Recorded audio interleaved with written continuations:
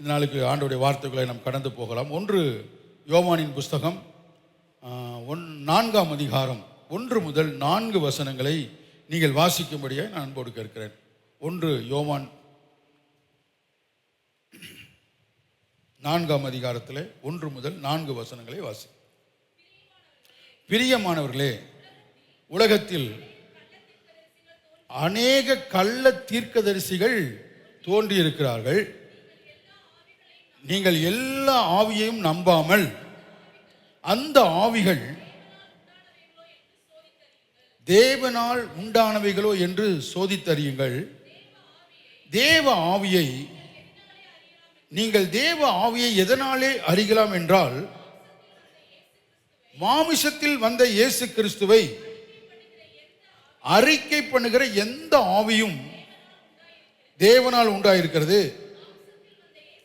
மாமிசத்தில் வந்த இயேசு கிறிஸ்துவை அறிக்கை பண்ணாத எந்த ஆவியும் தேவனால் உண்டானதல்ல.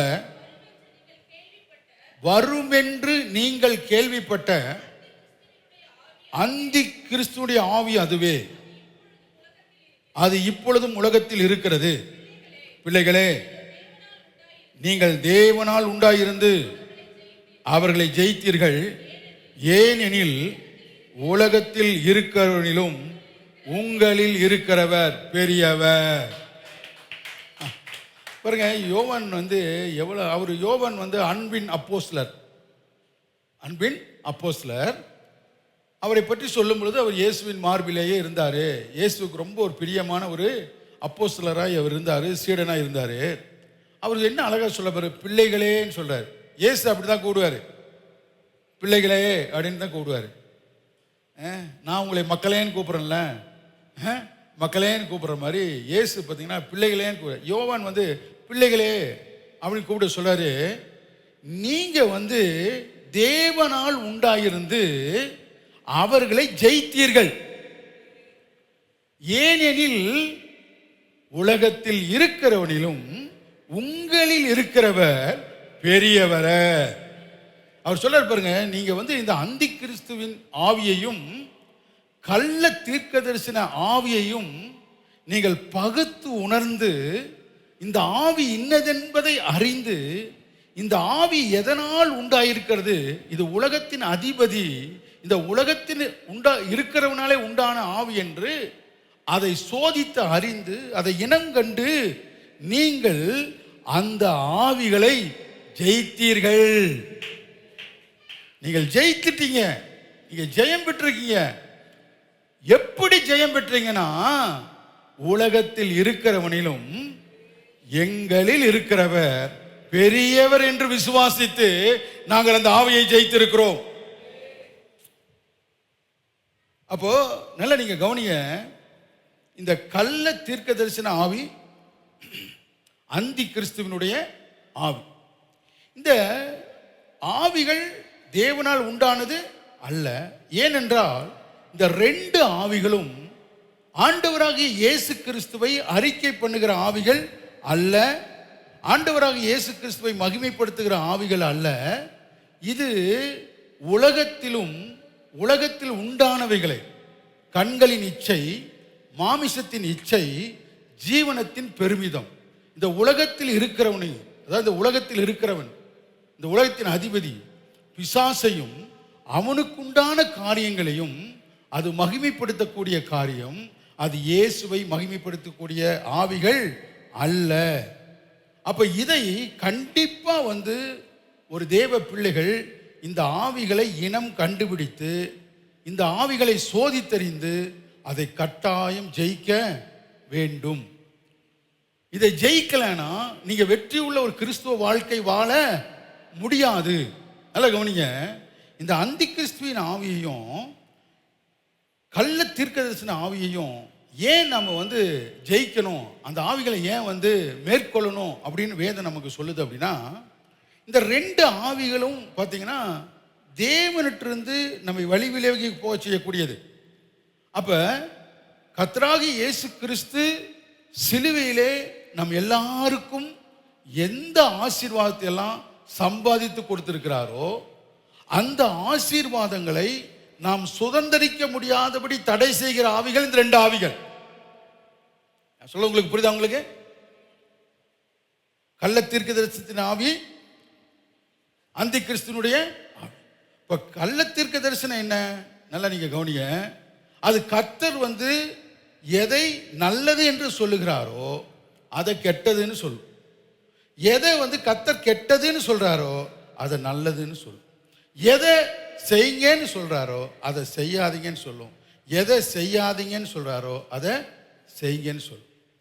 அந்தி கிறிஸ்துவின் ஆவி, இயேசு கிறிஸ்து அதை அறிக்கை பண்ணவே செய்யாது. எந்த காரியத்திலையும் பார்த்தீங்கன்னா இது கர்த்தரால் உண்டானது, இது தேவனால் உண்டானது அப்படின்னு கர்த்தர் என்ன செய்யாது? அறிக்கை. கல்வாரி சிலுவையிலே இயேசு செய்து முடித்த காரியங்களை அது என்ன செய்யாது? பேசாது. இயேசு கிறிஸ்துவை மகிமைப்படுத்தவே செய்யாது. அப்ப இந்த ரெண்டு ஆவிகளையும் நல்ல கவனிங்க, இனம் கண்டுபிடிச்சு சோதித்து அறிந்து பாருங்க. எல்லாவற்றையும் நம்பாம நீங்க சோதித்து அறிந்து நீங்க அதை என்ன செய்யணும்? ஜெயிக்கணும். அப்ப நல்லா நீங்க கவனிங்க, இந்த ரெண்டு ஆவிகளும் எதுல கிரியை செய்துனா உபதேசத்துல கிரியை செய்து.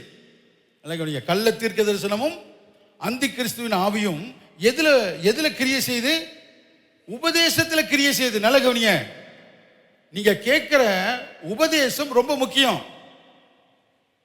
ஆரோக்கியமான உபதேசங்கள் நீங்கள் ஆசீர்வாதமாய் வாழ்வதற்கு உதவி செய்யும். பவுல் தீமோத்தேயுக்கு எழுதும் பொழுது ரொம்ப அதிகமா அவர் சொல்றது, நீ ஆரோக்கியமான உபதேசங்களிலே நிலைத்திரு. ஆரோக்கியமான உபதேசங்களை நீ என்ன செய்ய? உபதேசி.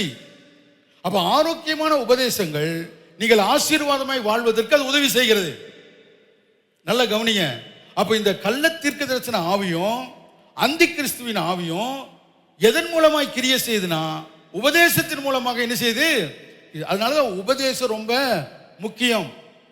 அதனாலதான் கர்த்தர் சொல்லும்போது சொல்றாரு, அதே அநேகர் அதிக ஆக்கினைக்கு உள்ளாவீர்கள் என்று அறிந்து அநேகர் நீங்கள் போதகர் ஆகாதிருங்கள். அதிக ஆக்கினைக்கு உள்ளாவீர்கள் என்பதை அறிந்து நீங்க அநேகர் என்ன செய்யாதீங்க? போதகராகாது. ஏன் போதகராக கூடாதுன்னு சொல்றாருன்னா, போதனை ரொம்ப முக்கியம். ஒருத்தன் போதனையினாலே தன் போதனை கேட்கிற எல்லாரையும் வழி விலகி போக செய்ய முடியும். இன்னைக்கு கெட்டு போகிற அத்தனை பேர் எதுல கெட்டு போறாங்க பாருங்க? போதனை கேட்கறதுனால.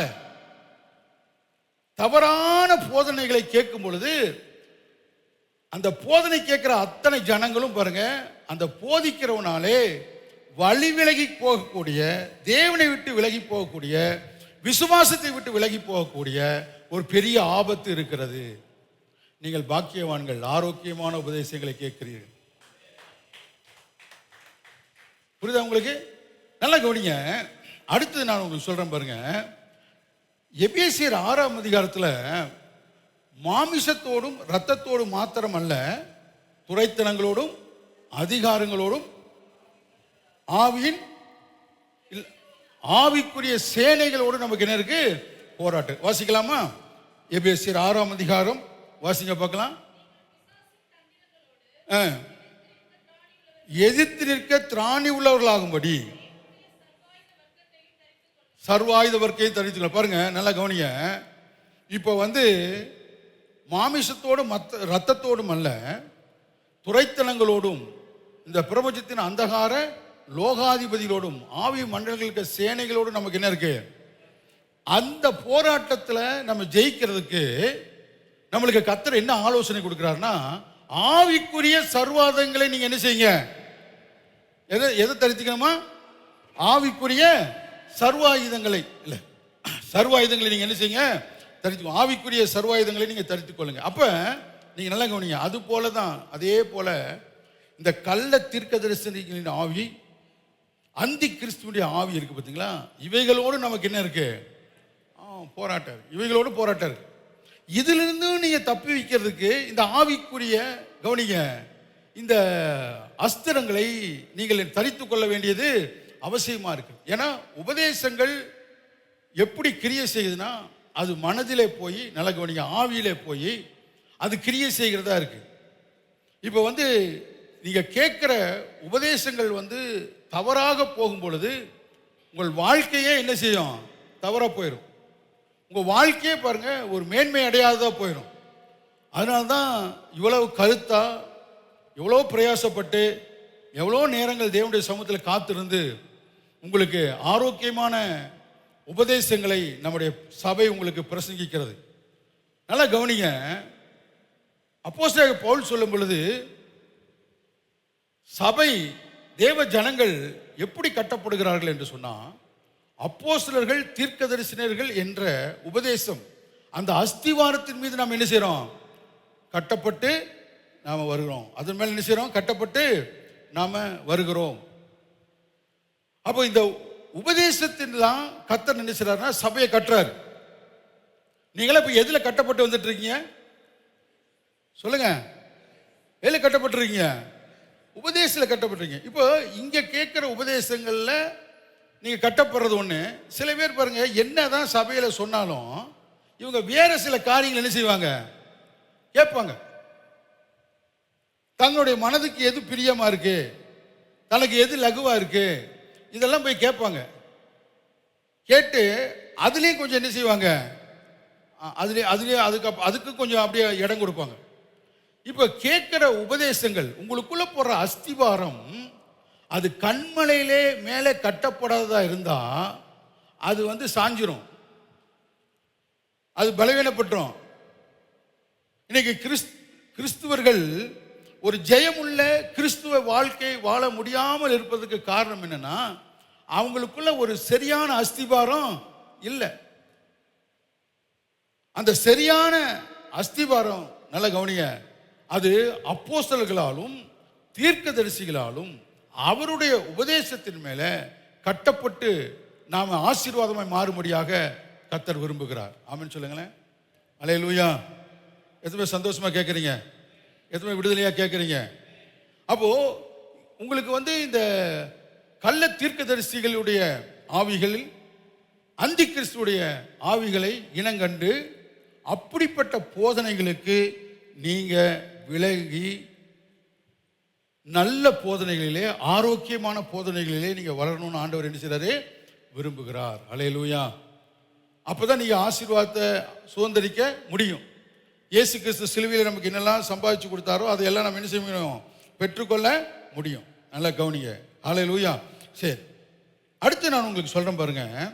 இந்த கள்ள தீர்க்க தரிசனம் அப்படின்னு சொல்றாங்களே, இது வேதத்தில் நீங்க பார்த்தீங்கன்னா ஒரு 4 வகைகளிலே இந்த கள்ள தீர்க்க தரிசன ஆவிகள், இந்த அந்தி கிறிஸ்துனுடைய ஆவிகள் கிரியை செய்வதை நமக்கு தேவன் சுட்டி காட்டுகிறார். முதலாவது பாருங்க அது எப்படி அது நமக்கு வேலை செய்யுது அப்படின்னா, முதல்ல பார்த்தீங்கன்னா அது வசனம் சொல்லுது பட்சிக்கிற ஓநாயை போல இருக்கிறது. என்னது? பட்சிக்கிற ஓநாய். இந்த கள்ள தீர்க்க தரிசிகள் நல்ல கவனிய, கள்ள தீர்க்க தரிசனத்துடைய ஆவிகளை, கள்ள தீர்க்க தரிசனங்களை நீங்கள் எப்படி இனம் கண்டுகொள்வது? அந்தி கிறிஸ்துவின் ஆவியை எப்படி இனம் கண்டுகொள்வது? நல்ல கவனிய, எப்படி அதை கண்டுபிடிக்கிறது? எல்லா ஆவிகளையும் நம்பாமல் நீங்கள் எல்லா ஆவிகளையும் என்ன செய்யணுமா? சோதித்து அறிய வேண்டும். அப்ப எப்படி இதை சோதித்து அறிவது? அங்க சொல்றாரு பாருங்க. நான் சொல்றேன், முதல்ல அந்த ஆவி அதனுடைய தன்மை எப்படி இருக்கான்? பட்சிக்கிற ஓநாய். இரண்டாவது பாருங்க, சத்தியத்திலிருந்து நம்ம என்ன செய்யுது? வழி விலக செய்கிறது. மூன்றாவது ஒரு காரியம் அது செய்யுது. என்னன்னா முகஸ்துதி. நல்ல கவனிங்க. அது என்ன செய்யும்?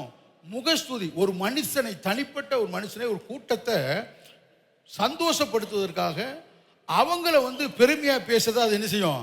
செயல்படும். நான்காவது பார்த்தீங்கன்னா அது வஞ்சிக்கிறதா செயல்படும். ஓகேயா? இப்போ முதலாவது ஒரு இந்த கள்ள தீர்க்க தரிசனத்துடைய ஆவியை இயேசு எப்படி நமக்கு வெளிப்படுத்தி காட்டார்? வாசிக்கலாம். முதலாவது ஒன்று வாசிப்போம். மத்தேயு எழுதின சுவிசேஷம் 7ஆம் அதிகாரம் 15ஆம் வசனத்தை வாசிக்க பார்க்கலாம். மத்தேயு 7:15. சீக்கிரம் வாசிங்க.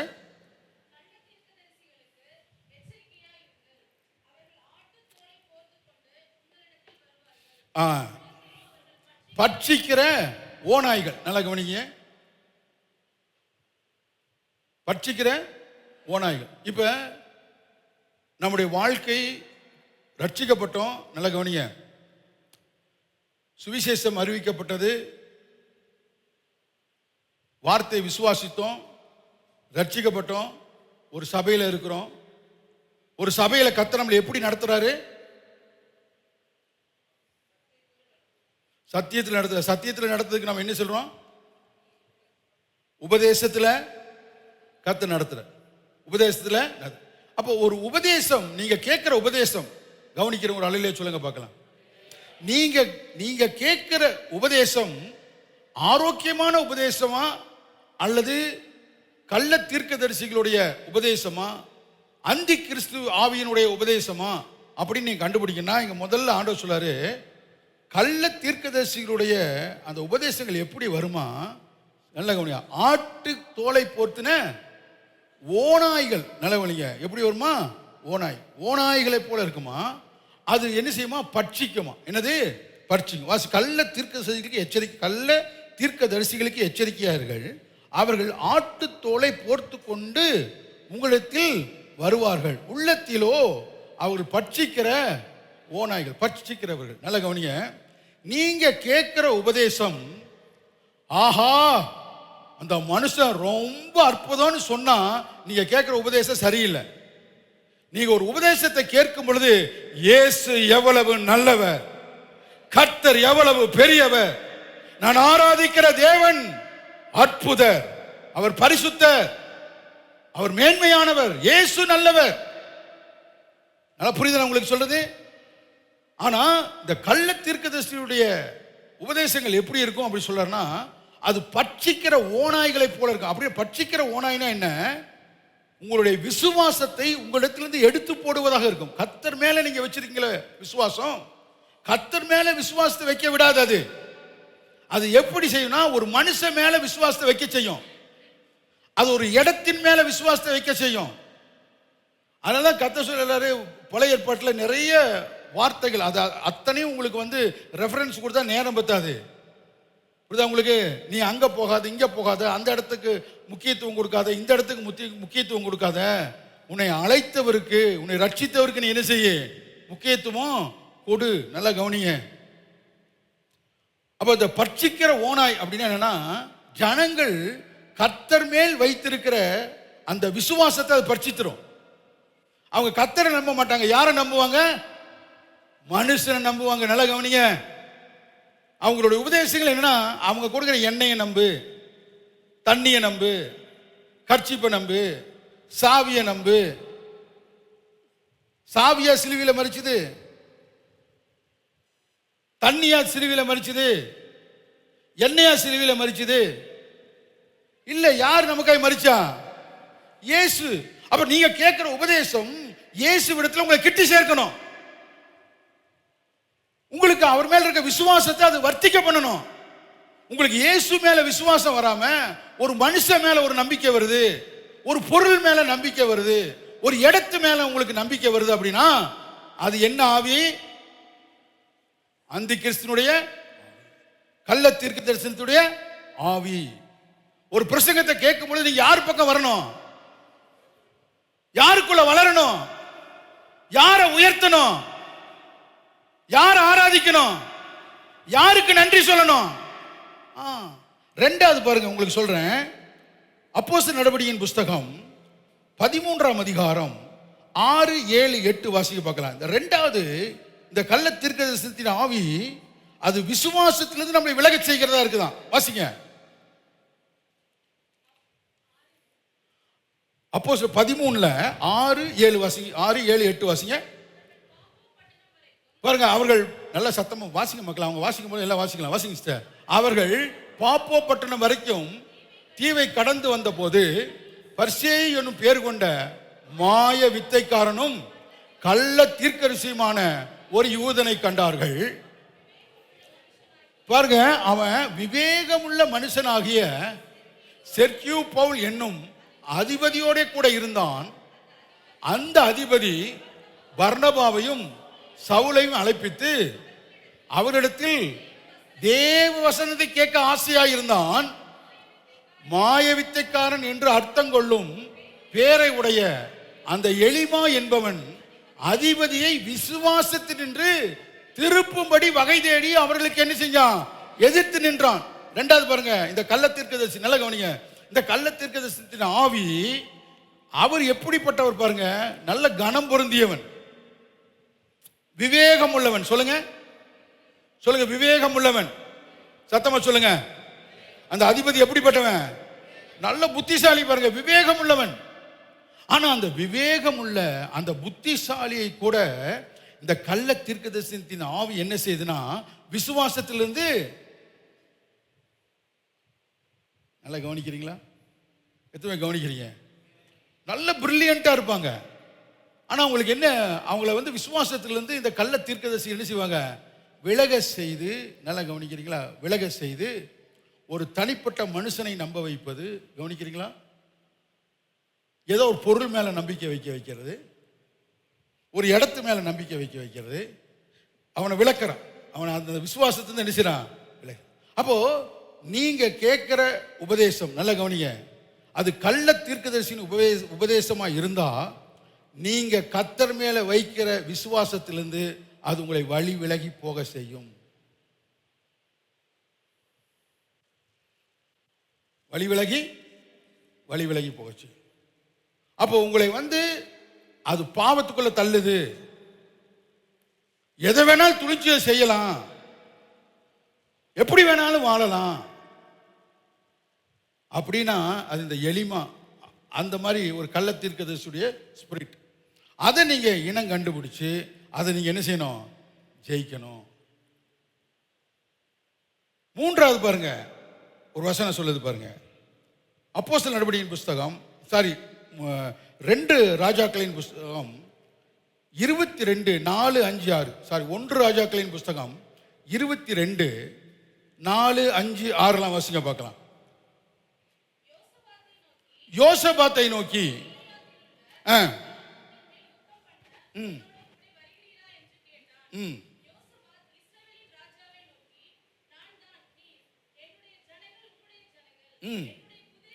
என்னுடைய குதிரைகள் உம்முடைய குதிரைகள். பாருங்க, பின்னும் யோசபாத் இஸ்ரவேலின் ராஜாவை பார்த்து கர்த்தருடைய வார்த்தையை,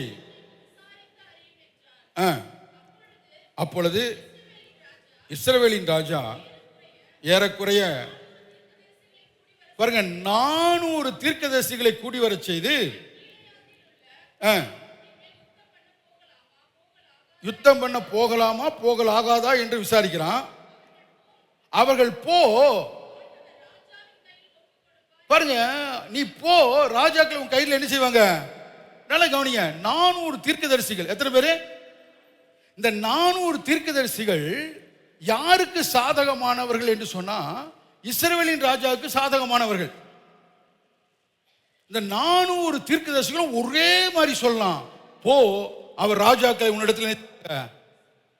இப்ப யூதாவின் ராஜா யோசபாத்துக்கு அப்படியே ஒரு டவுட் வருது, 4 பேர் கோரஸா ஊதுறானுங்களே, இது என்னமோ நம்ம ஸ்பிரிட்ல சரியில்லை அப்படின்னு. ஏன்னா நல்லா கவனிங்க, அவர் சொல்றாரு, இஸ்ரவேல் ராஜாவை ஒரு சின்ன வேலை செய்ய, இன்னும் யாராவது ஒரு தீர்க்கதரிசி இருந்தா என்ன செய்ய, நம்ம விசாரிக்கலாம், இன்னொரு தீர்க்கதரிசி இருந்தா நம்ம விசாரிக்கலாம் அப்படி. இந்த 400 தீர்க்கதரிசிகளும் பொய்யின் ஆவிகள்.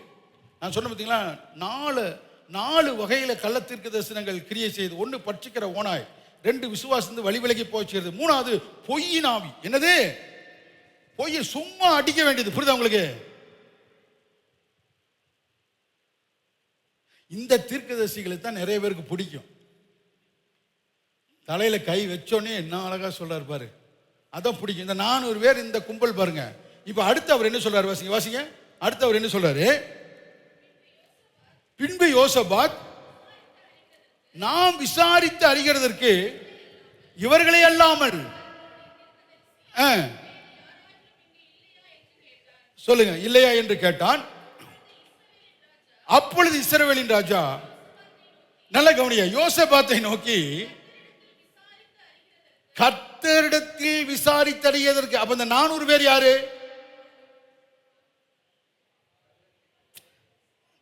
இவர் என்ன சொல்றான் நீங்க பாருங்க. 400 பேர் தீர்க்கதரிசியா வச்சிருக்கான். இவன் 400 பேரும் கர்த்தர் உனக்கு ராஜாக்களை ஒப்பு கொடுக்க சொல்றான். ஆனா இன்னும் ஒரு ஆள் இருக்கிறானே, அவனுக்கு தெரியுது, நல்லா தெரியுது, இஸ்ரவேல் ராஜாக்கு உண்மையான கர்த்தருடைய தீர்க்கதரிசி ஒருத்தர் இருக்கான்னு அவனுக்கு தெரியுது. நல்லா கவனிய, கர்த்தரிடத்தில் விசாரித்து அறிவதற்கு ஒரு தீர்க்கதரிசி இருக்கிறான். அவன் பேர் என்னது? வாசிங்க. இம்லாவின் குமாரனாகிய மிகாயா எனும் இன்னும் ஒருவன் இருக்கிறான், ஆனாலும் நான் அவனை பகைக்கிறேன்.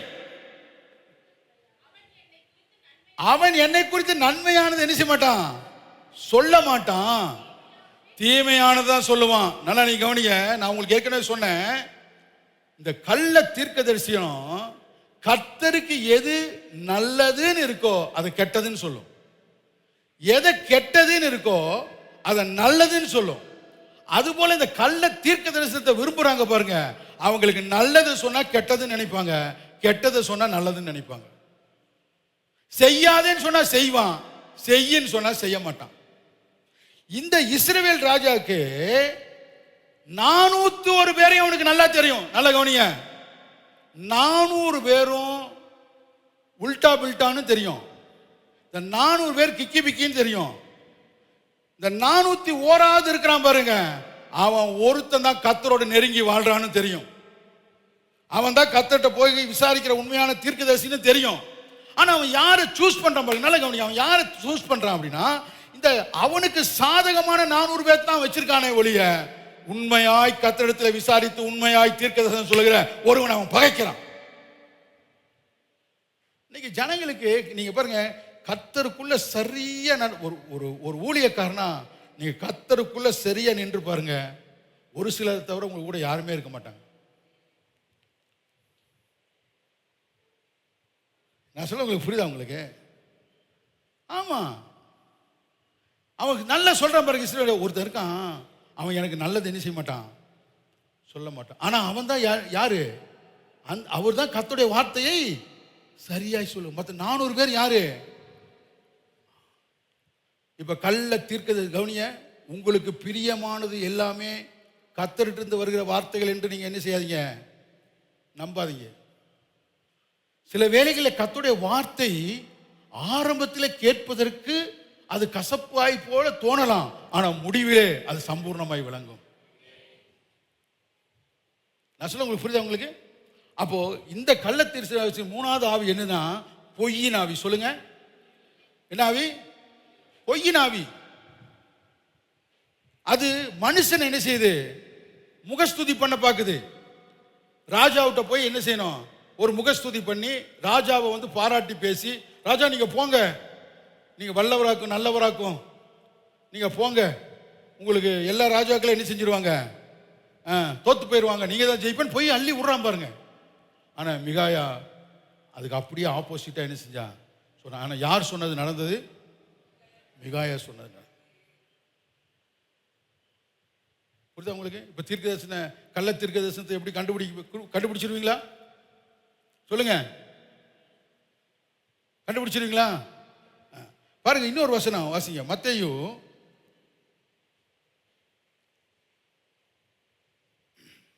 20 அதுக்கு முன்னால் ஒரு வசனம் வாசிக்கலாம். லூக்கா 6ஆம் அதிகாரம் 26ஆம் வசனத்தை வாசிங்க. எல்லா மனுஷரும் உங்களை குறித்து புகழ்ச்சியாய் பேசும் பொழுது உங்களுக்கு ஐயோ, அவர்கள் பிதாக்கள் நல்ல கள்ள தீர்க்கதரிசிகளுக்கும் அப்படியே என்ன செய்தார்கள். முகஸ்துதி நல்ல கவனிங்க. பொய் பேசுற எத்தனை பேர் சொல்றீங்க, பாஸ்டர் எங்களை சரியா நடத்துங்கன்னு சொல்றவங்கள ஒரு அல்லையா சொல்லுங்க பார்க்க. என்னை சரியா கர்த்தர் உங்களுக்கு என்ன சொல்றாரோ அதன்படி எங்களை நடத்துங்க, நாங்க உங்க பின்னால வரேன்னு சொல்ற மட்டும் ஒரு அல்லையா சொல்லுங்க பார்க்க. நீங்க நல்லா இருப்பீங்க, இப்போ நல்லா தான் இருக்கிறீங்க, இன்னும் நல்லா இருப்பீங்க. புரியுதா நான் உங்களுக்கு சொல்றது? அடுத்தது பாருங்க, இன்னொரு வசனம் வாசிங்க. 4வது சொன்னல, அது வந்து வஞ்சிக்கிற ஆவி. அப்போ மத்தேயு எழுதின புஸ்தகம் 24ஆம் அதிகாரம் 11ஆம் வசனத்தையும் 24ஆம் வசனத்தையும் சீக்கிரம் வாசிங்க. அநேக கள்ள, இது இயேசுவே சொல்றாரு பாருங்க, அநேக கள்ள தீர்க்கதரிசிகளும் எழும்பி அநேகரை வஞ்சிப்பார்கள், ஏனெனில் கள்ள தீர்க்கதரிசிகளும் எழும்பி கூடுமானால் தெரிந்து கொள்ளப்பட்டவர்களை என்ன செய்வாங்க? வஞ்சிக்கத்தக்க அற்புதங்களை என்ன செய்வாங்க? செய்வாங்க. அப்ப நல்ல கவனிங்க, நல்ல கவனிங்க.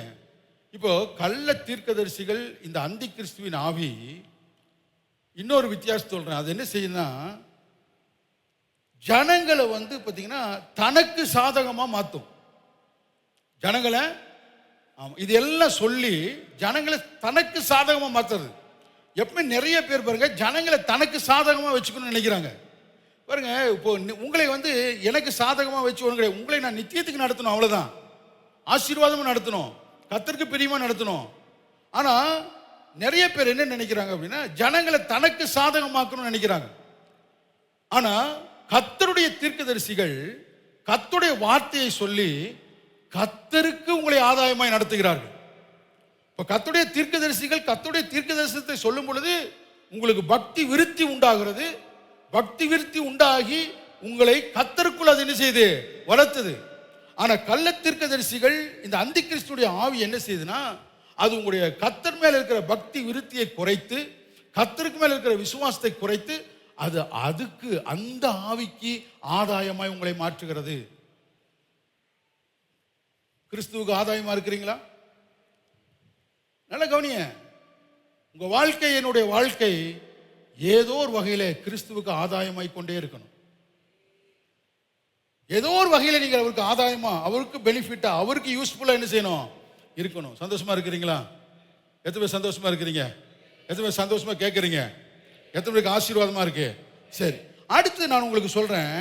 இவங்க நல்ல கவனி, இந்த கள்ள தீர்க்கதரிசன ஆவி, இந்த அந்தி கிறிஸ்துவின் ஆவி, இந்த கள்ள தீர்க்கதரிசனம் சொல்றவங்க, இவங்க ஏன் இப்படி நடக்கணும்னு முயற்சிக்கிறாங்க?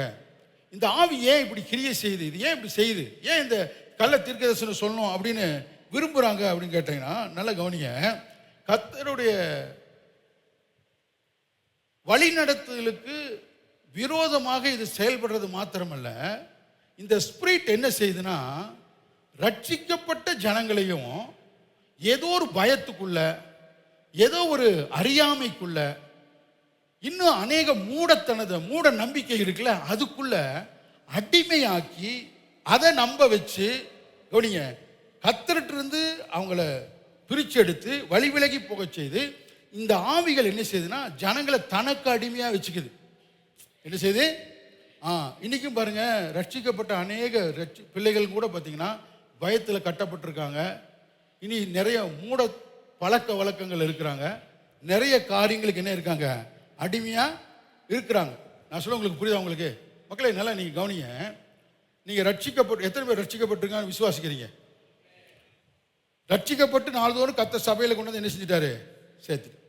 சேர்த்தினோடனே நம்ம எந்த ஒரு உபதேசத்தில், அப்போஸ்தலர்கள் தீர்க்கதரிசிங்கிற உபதேசத்தில், அந்த அஸ்திவாரத்தில் நாம் இப்போ என்ன செஞ்சுட்டு இருக்கோம்? கட்டப்பட்டு வந்துட்டு இருக்கோம். நீங்க நல்லா கவனிங்க. எத்தனை பேர் சந்தோஷமா கேட்குறீங்க? அல்லேலூயா. இப்போ கர்த்தருடைய தீர்க்க தரிசனம் உங்களுக்கு பக்தி விருத்தியை உண்டாக்கி இன்னும் கர்த்தருக்குள்ள அது என்ன செய்யுது? வளர்த்துது.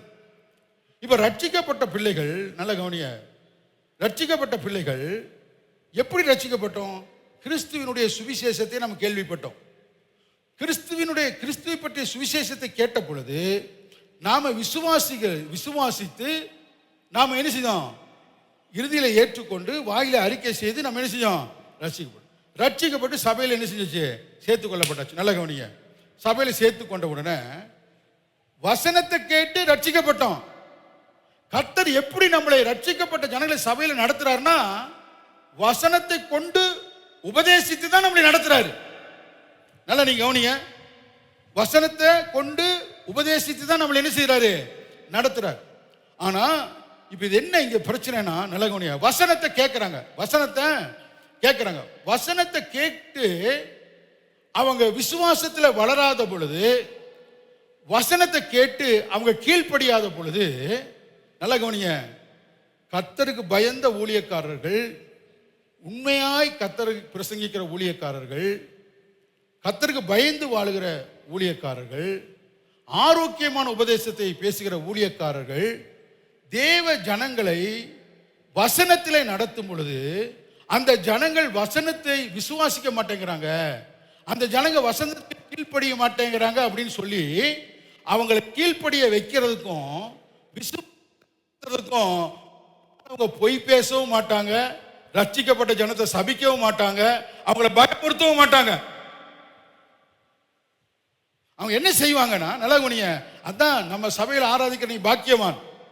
நல்லா கவனிய, சத்தியத்தை கேட்கிறாங்க, கர்த்தர் உபதேசத்தில் ஆரோக்கியமான உபதேசத்தில் நடத்துறாரு, அவன் விசுவாசத்தில் வளர மாட்டேங்கிறான், கீழ்ப்படிய மாட்டேங்கிறாங்க. அப்ப என்ன, திரும்பவும் வசனத்தை கொடுக்கணும், திரும்பவும் உங்களை வசனத்தில் தான் என்ன செய்யணும். அதனால பவுல் திரும்பவும் நான் உங்களுக்கு சொல்லுகிறேன், திரும்பவும் நான் உங்களுக்கு சொல்லுகிறேன், திரும்பவும் நான் உங்களுக்கு சொல்றேன் அப்படின்னு அர்த்தம். அவன் வளர்ற வரைக்கும் வசனத்தில் தான் நடத்தணும். அவனுக்கு விசுவாசம் பெருகும் எப்போ, வசனத்தை விதைக்க விதைக்க பெருகும். கீழ்ப்படிவான் எப்ப, சொல்ல சொல்ல கீழ்ப்படிவான். இவன் கீழ்ப்படியில அப்படிங்கிறதுக்காக இந்த கள்ள தீர்க்க தரிசனத்தின் ஆவிகள், அந்தி கிறிஸ்துவின் ஆவிகள் என்ன செய்யணும், அது பொய் பேச ஆரம்பிக்கும். என்ன செய்யும், இதை செய்யலைன்னா நீ இப்படி ஆயிடுவ, இதை செய்யலைன்னா நீ இப்படி ஆயிடுவ, நீ சர்ச்சுக்கு வரலன்னா இப்படி போயிடுவ. என்ன இல்லை ஒரு மாதிரியா இருக்கீங்க, நான் சொல்ல உங்களுக்கு புரியுதா, உங்களுக்கு பயமுறுத்துது. ஆனா இன்னைக்கு நிறைய ஜனங்கள் எதை விரும்புறான்னா இந்த பயமுறுத்துறது தான் விரும்புறான். இதை நல்லா இந்த ஆவியை கண்டுபிடிச்சு வச்சிருச்சு பாருங்க. இவன் நல்லது சொன்ன என்ன செய்ய மாட்டான், கேட்க மாட்டான், வசனத்தை சொன்ன கேட்க மாட்டான்.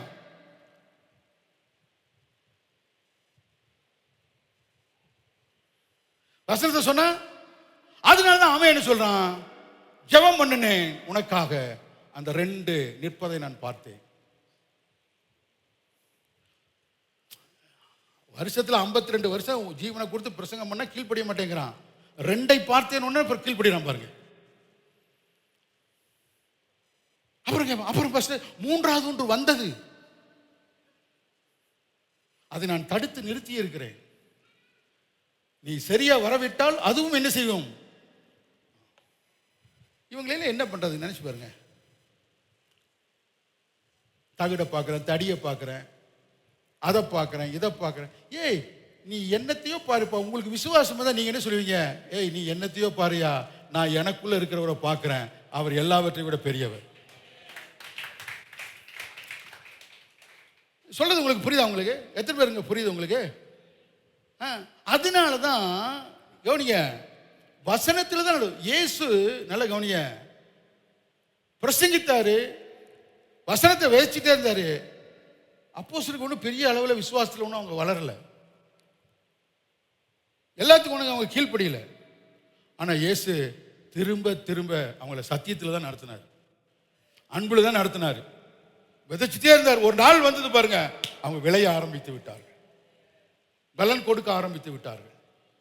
நான் சொல்றது புரியுது உங்களுக்கு. அப்ப இந்த அந்தி கிறிஸ்துவின் ஆவி, இந்த கள்ள தீர்க்கதரிசனத்தின் ஆவி ஏன் அது ஜனங்கள்கிட்ட கிரியை செய்துனா, நாம கர்த்தருக்கும் அவருடைய வார்த்தைக்கும் அவருக்கு கீழ்ப்படிந்து அவரை நேசிப்பதை காட்டிலும் இந்த ஆவிகளுக்கு நம்ம இடம் கொடுக்கிறோம்.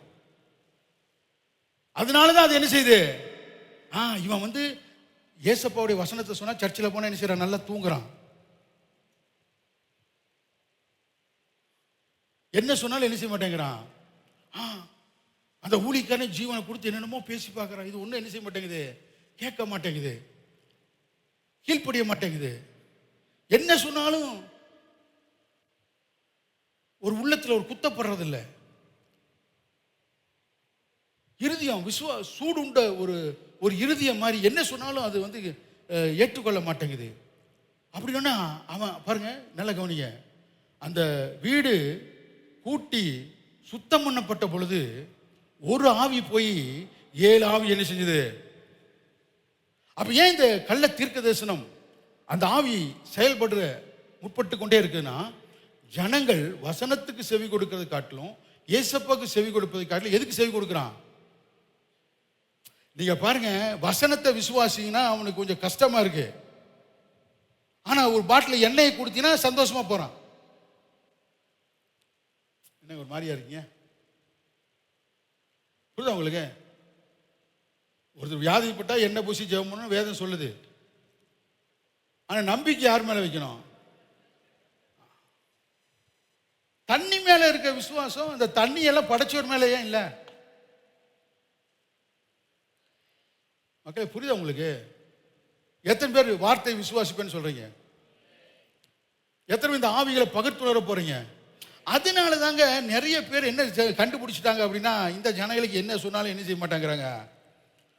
இதுக்கு ஒன்றும் இவங்களை திருத்தவே முடியாது. அதனால அவங்களும் பார்த்தாங்க, போய் ஒரு துணி கடையில் போய், புரியுதா உங்களுக்கு, மீட்டர் கணக்காக துணியை எடுத்துகிட்டு வந்து ஒரு கர்ச்சீப்பாக வெட்டி, ஆமாம் வெட்டுற 1000 கர்ச்சீப்பை. இவங்களுக்கு வசனத்தை சொல்றதெல்லாம் வேஸ்ட்டு, இதில் வல்லமை உண்டு, இதை வாங்கி விரித்து பார், பேய்கள் ஓடும், நோய்கள் நீங்கும், தலகாணி கடியில் வைத்துக்கோ, கெட்ட கனவு வராது. உடனே பாருங்க கர்ச்சீப்பெல்லாம் வித்துருச்சு, எல்லா கர்ச்சீப்பும் வித்துருச்சு, எல்லா எண்ணெயும் வித்துருச்சு. என்னங்க ஒரு மாதிரியா இருக்கீங்க? ஏன்னா வசனத்தை விசுவாசிக்கிறது கஷ்டமா இருக்கு. ஒரு நாளும் இப்படிப்பட்ட ஆட்கள் விடுதலை ஆகவே முடியாது. என்ன வேணா நீங்க செஞ்சு பாருங்க, நீங்க விடுதலை ஆக முடியாது. ஏன்னா அவைகள் எல்லாம் யோவான் வந்து பெருசுன்னு சொல்லல. உங்களுக்காக சிலுவிலே மரித்து உங்களுக்காக உயிரை கொடுத்து உங்களை மீட்டார் பாருங்க, அவரே பெரியவர். எல்லாவற்றை விட அவர் தான் என்ன செய்யுது. எத்தனை பேர் நம்புறீங்க? இப்ப இன்னைக்கு இந்த கள்ள தீர்க்கதரிசிகளுக்கு இடம் என்ன செய்யக்கூடாது?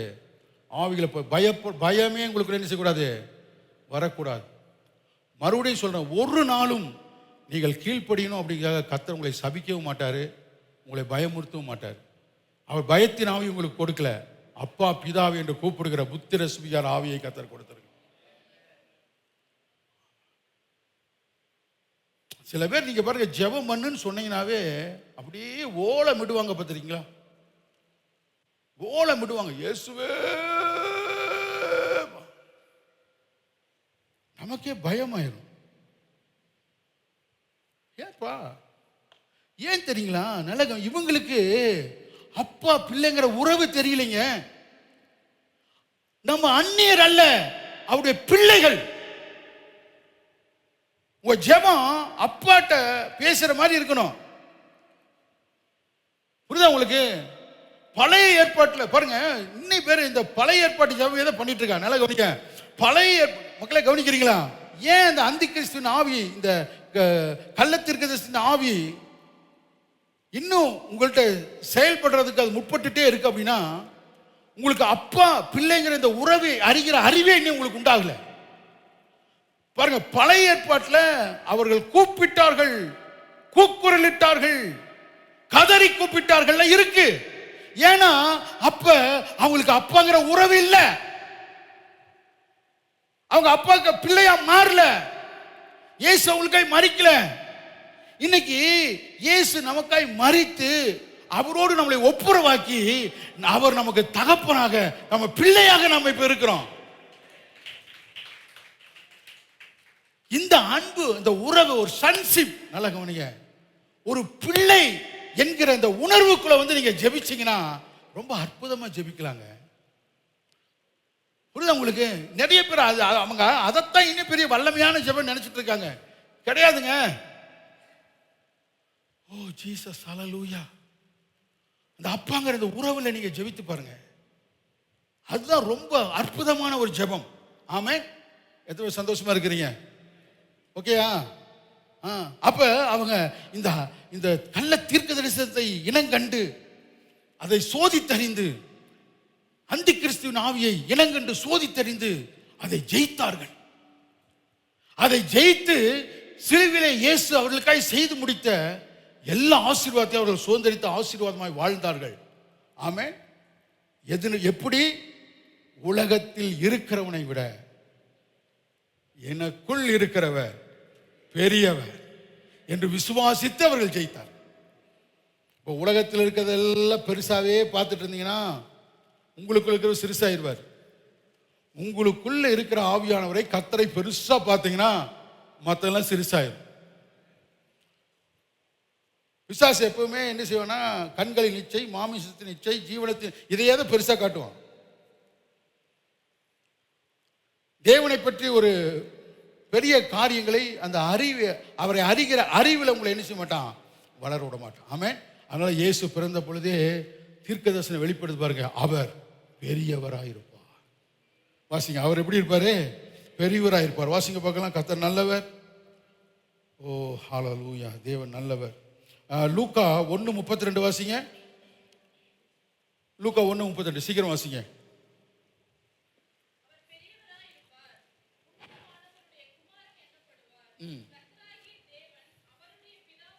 ஆமென் சொல்லுங்க. அவர் பெரியவராயிருப்பார், உன்னதமானுடைய குமாரன் எனப்படுவார், கர்த்தராகிய தேவனுடைய பிதாவாகிய தாவீதின் சிங்காசனத்தில் அவருக்கு கொடுப்பார். பெரியவர் சொல்லுங்க, அவர் பெரியவர் சொல்லுங்க. பெரியவர் எனக்குள்ள. ஒரு சின்ன குழந்தை கூட ஒரு பாட்டு பாடியிருக்கோம், சின்ன மனுஷனுக்குள்ள பெரிய பெரிய காரியங்களை செய். என்ன அழகா வெளிப்பாடு பாருங்க. அந்த பெரிய தேவன், ஆமென், அந்த பெரியவர் நமக்குள்ள இருக்கிறார். இயேசுவே சொல்றாரு பாருங்க, நல்லா கவனிங்க, நல்லா கவனிங்க. இன்னைக்கு ஜனங்களுக்கு இந்த நமக்குள்ள இருக்க பெரியவரை பத்தி அவங்களுக்கு இன்னும் அறிவில் என்ன செய்யல, வளரல. உலகத்தில் இருக்கிறதெல்லாம் பெருசாக நினைச்சிட்டு இருக்கான். வல்லமையா ஜெபம் பண்ணிட்டு போவாங்க, ஒரு எலுமிச்சம்பழத்தை பார்த்தா போச்சு பாருங்க. ஐயோ கர்த்தாவே ஸ்தோத்திரம். அந்நிய பாஷை என்ன, ஆவியில சுத்தி சுத்தி ஜெபிக்கிறது என்ன, உருள்றது என்ன, பிறல்றது என்ன, எல்லாம் கரெக்டு. இப்போ இது எல்லாம் எலுமிச்சம்பழம் தடை பண்ணிடுச்சோ. நீங்க ஒரு மாதிரியா இருக்கீங்க. ஒரு வரமுலக தடை பண்ணிடுச்சு. இவங்க பேச்சு என்ன, நல்ல மக்களை கவனிக்கிறீங்களா? இவங்க என்ன சொல்றாங்கன்னா, அங்கே உங்களுக்கு யாரோ பில்லி சொல்லி வச்சுட்டாங்க, வீட்டுக்குள்ள தகடு இருக்கு, உனக்கு வீட்டுக்குள்ள வந்து யாரோ எலுமிச்சம்பழம் வச்சுட்டாங்க. நல்லா நீ கவனிய. ஏங்க, ஒரு எலுமிச்சம்பழம் இருக்கிற இடத்துல கர்த்தர் வர முடியலன்னு ஒருத்தன் சொல்றான் அப்படின்னா, இவனை மாதிரி ஒரு டேஸ் யாரா இருப்பாங்களா? கொஞ்சம் யோசிங்க. எத்தனை பேருக்கு யோசிக்கிறீங்க? கள்ள தீர்க்கதரிசி அவன் சொல்றான் பாருங்க. என்ன அவன் நிறைய பேர் நான் கேள்விப்பட்டிருக்கேன். இல்லைங்க, எங்க வீட்டுக்குள்ள வந்து யாரோ வந்து எலுமிச்சம்பழம் வச்சிருக்காங்க, அதனால கர்த்தருடைய பிரசன்ஸ் வர முடியாம இருக்குங்களா? இப்போ அந்த எலுமிச்சம்பழத்தை போட்டு எடுத்தா தான் என்ன தெரியுமாமா, என்ன இந்த புரியுதா உங்களுக்கு? எவ்வளவு அறியாமையில் இருக்கா பாருங்க. எங்க எலுமிச்சம்பழம் இருக்கிறதுனால கர்த்தர் வர முடியாதான். ஐயோ, இதையும் நம்பிட்டு இருக்கான் பாருங்க ஒரு கூட்டம். அதனால அவர் சொல்ற, எப்ப நான் பெரியவரப்பா, நான் பட்சிக்கிற அக்கினி, மலைகளே எனக்கு முன்னால மெழுகு போல உருகும்.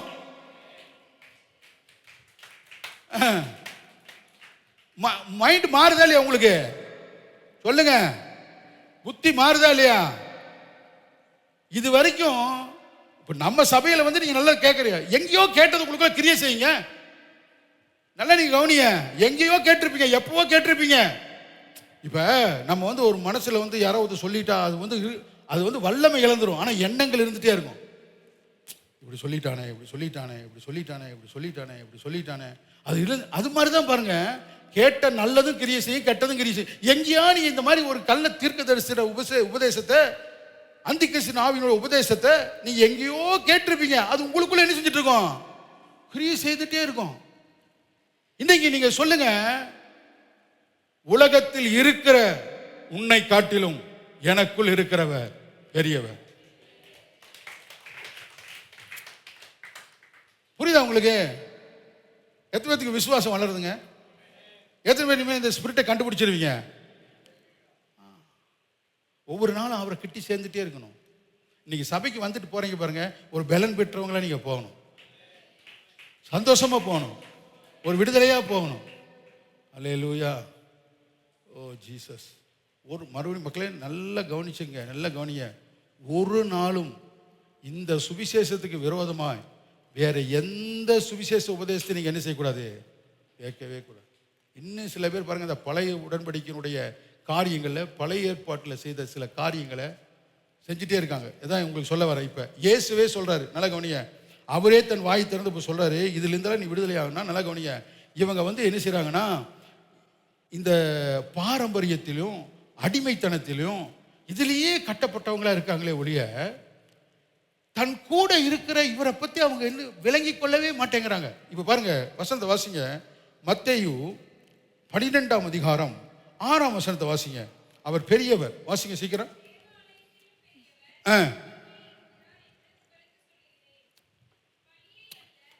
போதும். மக்களை கவனிக்கிறீங்களா? எத்தனை பேர் கவனிக்கிறீங்க? இப்போ இந்த மத்தேயு 12ஆம் அதிகாரத்திலையும் லூக்கா 11ஆம் அதிகாரம், இந்த ரெண்டு நீங்கள் வீட்டில் போய் நல்லா வாட்ச் ஒரு ஃபுல்லாக இருக்கு. இயேசுவோட சீடர்கள், மக்களை நல்லா கவனிங்க, இயேசுவோட ஒரு அப்போஸ்தலர் சீடர்கள் கூட போகிறாங்க. போகும்பொழுது நம்ம ஆளுங்க பார்த்தீங்கன்னா பாருங்க, அந்த ஆவி நமக்கு இருக்கு. எங்கே போனாலும் பார்த்தீங்கன்னா இவங்க ஒருத்தரோட வயல்வெளியில் போகிறாங்க. போகப்போ சும்மா இருக்காமல் அந்த கதிரெல்லாம் என்ன செய்கிறாங்க? பிச்சு. நீங்கள் பாருங்க, யாரா நம்ம மக்கள் பாருங்க, ஒரு கடைக்கு போனால் ஒரு வெண்டைக்காய்னாச்சும் கடிக்காமல் வரவே மாட்டேன். அட்லீஸ்ட் ஒரு தக்காளி, அந்த பழக்கம் எனக்கு இருக்கு. அவன் எந்த கடைக்கு போனாலும் அட்லீஸ்ட் ஒரு தக்காளினாச்சும் என்ன செய்யணும்? அதில் ஒரு திருப்தி. இவ்வளோ காசு கொடுக்குறோமே என்ன, அப்படி இல்லை, அது நமக்கு பழக்கம் அப்படி வந்துருச்சு. இந்த அப்போஸ்தலர்களுக்கும் பார்த்தீங்கன்னா இந்த வயல் வெளியில் போகும்பொழுது, அது யார் வயல் வெளியாக இருந்தால் என்ன, அந்த கதிரைக்கு பிச்சு என்ன செய்கிறாங்க? நல்லா கவனிங்க. இப்போ சாப்பிடும் பொழுது அங்கே இருக்க சொல்கிறான், என்ன உங்கள் ஆளுங்க இந்த மாதிரிலாம் பண்ணிட்டு போகிறாங்க. அப்போ இயேசு உடனே சொல்கிறாரு, தாவீதும் அவனோடு இருந்தவர்களும் பசியாக இருந்த பொழுது தேவனுடைய சமூகத்தில் இந்த அப்பங்களை எடுத்து புசித்தார்கள் என்று நீங்கள் வாசிக்கவில்லையா? நல்லா கவனிங்க. அப்புறமே சொல்றாரு, தேவாலயத்திலும் பெரியவர் இங்கே இருக்கிறார். இவங்கெல்லாம் என்ன நினைக்கிறாங்க? கவனிய, ஆலயத்தினுடைய கட்டடத்தை பெருசா பேசுறாங்க. ஆலயத்தில் நடக்கிற சம்பிரதாயங்களை, ஓய்வு நாளை குறித்த கவனிய சம்பிரதாயங்களை பெருசா பேசுறான். ஆனா இவைகள் எல்லாம் என்னை பற்றி சொல்கிறது. தேவாலயம் என்னை பற்றி பிரசங்கிக்கிறது. இதில் இருக்க எல்லா காரியங்களும் என்னை பற்றி சொல்லுகிறது. அதனால நீங்கள் நினைக்கிறபடி இந்த பிரம்மாண்டமான தேவனுடைய ஆலயத்தை காட்டிலும் பெரியவர் உங்களோடு கூட இருக்கிறார். அவரே சொல்றாரு, உலகத்தில் இருக்கிற அவைகளை காட்டிலும் உங்களோடு இருக்கிற நான் பெரியவர். நல்ல கவனிங்க மக்களே, தேவாலயத்திலும் பெரியவர். இப்ப நானு தேவாலயம் என்ன சொல்லுது? இப்ப அவர் பெரியவர் என்பதை காட்டுகிறது. இன்னைக்கு ஆலயத்துக்குள்ள பாருங்க, இந்த ஆலயத்துக்குள்ள பிரம்மாண்டங்களை மட்டும் கண்டுட்டு நம்ம போனோம் அப்படின்னா, நம்மளை மாதிரி பரிதவிக்கப்பட்டவங்க ஒன்று எடுத்துட்டு இல்லைங்க. எந்த ஆலயமா இருந்தாலும் எதை சொல்கிறது என்றால், அதுல இருக்கிற தேவன் பெரியவர். இங்க யார பெரியவரா பார்க்கணும்? சொல்லுங்க. தேவன் பெரியவர். இன்னைக்கு அவர் பெரியவர் பார்த்துட்டு இருக்கீங்களா? அவர் பெரியவன் ருசிச்சுட்டு இருக்கீங்களா? அவர் நல்லவர் என்பதை ருசிக்கிறீங்களா? எனக்குள்ள இருக்கிற பெரியவங்கிற அந்த விசுவாசம் வருதா? அந்த நம்பிக்கை வருதா? கிட்டி சேர்றீங்களா? கர்த்தர் நல்லவர். ஆமே. அடுத்து அவர் சொல்றாரு, நல்ல கவனி, அப்படியே சொல்லிட்டே வர்றாரு. அங்க பாத்தீங்கன்னா சூம்பின கையோடுங்களை சுகமாக்குறாரு. பார்க்க முடியாதவங்களை, ஊமையும் செவிடுமான ஆவிகளை எல்லாம் என்ன செய்யறாரு? சுகமாக்க. உடனே அவனு சொல்றானுங்க பாருங்க, இவர் பெயல்செபூலை கொண்டு என்ன செய்தாரு? பேய்களை இப்படி எல்லாம் சொல்றாங்க. ஆனா இவர் பெரியவர், தம் ஜனங்களுக்கு பெரிய காரியங்களை செய்கிறார். அதை பத்தி அவங்களுக்கு என்ன இல்ல, அக்கறையே இல்லை. நல்லா நீங்க கவனிங்க. அடுத்து அவர் சொல்றாரு, யோனாவிலும் பெரியவர். சொல்லுங்க. நீங்க யோனாவினுடைய பிரசங்கத்தை கேட்டு நினிவே பட்டணத்தை ரட்சிக்கப்பட்டாங்கன்னு சொல்றீங்க. யோனாவை விட பெரியவர் இங்க இருக்கையா அப்படிங்கிறாரு. வாசிக்க பார்க்கலாம். கர்த்தர் மத்தேயு 12:41 வாசிங்க. யோனாவின் பிரசங்கத்தை கேட்டு நினிவே பட்டணத்தார் மனம் திரும்பினார்கள். இதோ யோனாவிலும் பெரியவர் இங்கே இருக்கிறார். ஆதலால் நியாய தீர்ப்பு நாளிலே நினிவே பட்டணத்தார் இந்த சந்ததியோட எழுந்து நின்று இவர்களை குற்றம் சொல்லுவார்கள். நல்ல கவனிங்க. நீங்க அவர் பெரியவர், நான் உங்களோடு இருக்கிறவர் பெரியவர் நீ புரிஞ்சுக்கவே மாட்டேங்கிற. நாம் ஆராதிக்கிற தேவன் எல்லாவற்றையும் எனக்கு செய்வாரு, அவர் தான் பெரியவர், நீ நம்பவே மாட்டேங்கிற. என்ன சொன்னாலும் உனக்கு விசுவாசம் வளர மாட்டேங்குது, விசுவாசத்தில் வளர மாட்டேங்கிற, நம்பிக்கை பெருக மாட்டேங்குது. நல்லா நீங்க கவனிங்க. யோனா பிரசங்கம் பண்ணி மனம் திரும்பினானே நினிவே பட்டணத்தை நினைக்கிறாங்க. நல்லா கவனிங்க. யோனாவை நினிவே பட்டணத்துக்கு மனம் திரும்பும்படி பிரசங்கத்தை கொடுத்து அனுப்பினவரே உன் நடுவிலே இருக்கிறார். அவர் பெரியவர். புரியுது உங்களுக்கு? நீ எதெல்லாம் பெருசா பேசிட்டு இருக்கீங்க? எதெல்லாம் பெருசா பேசிட்டு இருக்கீங்க பாருங்க. உலகத்தில் இருக்கிறவனுடைய காரியங்களை பெருசா பேசிட்டு இருக்கீங்க. ஓ, அவன் எப்படி தெரியுமா, அவன் எப்படியே இருந்துட்டு போறான், உனக்கு என்னையா? ஓ, ஐயோ அது அப்படியாக்கும், அந்த பிசாசு இப்படியாக்கும். உங்களுக்கு அந்த பிசாசை பற்றி தெரியவே வேண்டாம். அவனை பற்றி எதுக்கு உனக்கு தெரியணும்? இயேசுவை பற்றி தெரியும். ஐயோ நான் கண்ட சொப்பனத்தை சொன்னா அவங்க சொல்றது, நான் கண்ட சொப்பனத்தை உங்கள்ட்ட சொன்னா நீங்களே அவ்வளவே, நம்மளாம் அவ்வளவே ஆக மாட்டோம். கெட்ட சொப்பனத்தை இவ்வளோ பில்டப் பண்றது தெரியுங்க உங்களுக்கு? ஒரு வசனத்தை பில்டப் பண்ண தெரியுதா? சொல்லுங்க. உலகத்தில் பெருசு பெருசா பேசுறீங்க. அவங்க அப்படிதான் கூடயே இருக்கிறாருங்க. ஐயோ அந்த பட்டணம் எப்படி தெரியுங்களா, நினிவே அப்படி. ஏய், நினிவேக்கு யோனாவை அனுப்பிச்சதே நான் தான்ப்பா, நானே வந்திருக்கேன். யோனாவை விட பெரியவர். நல்லா கவனிங்க. அவங்க, நீ நம்ப மாட்டேங்கிறீல, ஒரு நாள் வரும், அப்பொழுது மனம் திரும்பிய நினிவே பட்டணத்தார் எழும்புவாங்களாம். அவங்க சொல்லுவாங்களா, ஏண்டா அறிவிலிகளே, யோனாவை எங்களுக்கு இறக்கப்பட்டு அனுப்புனாரு, ஆனாலும் இந்த லூசு எங்கேயோ போயிடுச்சு. இவனுக்கு ஒரு மீனை ஆயத்தப்படுத்தி அதை விழுங்க வச்சு கரைக்கு கொண்டு வந்து படாத பாடுபட்டு நினிவே பட்டணத்தை கொண்டு தள்ளி விட்டு இவன் எங்களுக்கு பிரசங்கம் பண்ணி நாங்கள் ரட்சிக்கப்பட்டோம் நீங்கள் சொல்கிறீங்க. ஆனால் இந்த நினிவே பட்டணத்துக்கு இந்த யோனாவை அனுப்புனார் பாருங்க, அந்த பெரியவர், அந்த அற்புதரே உங்கள் பக்கத்தில் நின்னாரு.